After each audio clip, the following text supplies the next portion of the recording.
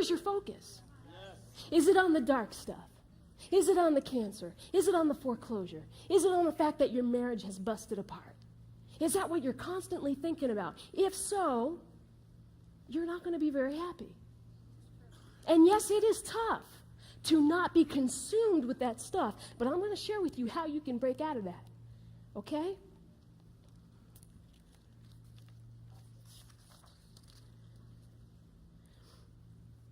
Let me just give you a practical example of how this works. I sat with a lady one time who was complaining about her husband.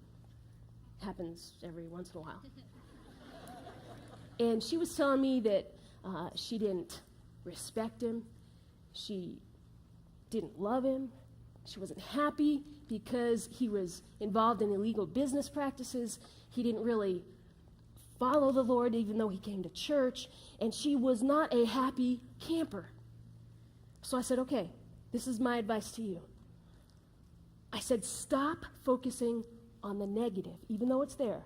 But you take out a piece of paper, and let's write down every good thing about your husband. And she went home, and she did that. And she was amazed at the good stuff that he still had inside of him. And you know what happened?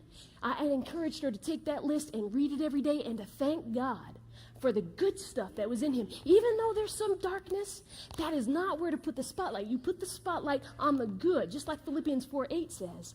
And you know what? She became happy in her marriage.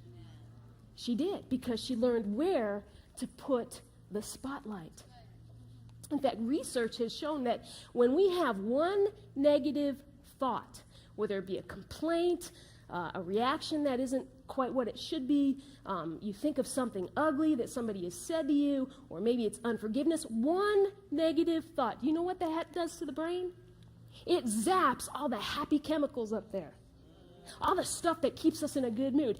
And on the flip side, when we have one positive thought, it releases all kinds of good chemicals that make us happy. God is so stinking smart. Why did he put Philippians 4:8 in the Bible? Because he wants us to think about the good stuff, and when we think about the good stuff, it releases the serotonin and the melatonin that we need in our heads to make us happy. Therefore, we think on the good. We think on what is worthy of praise, and we will become happy.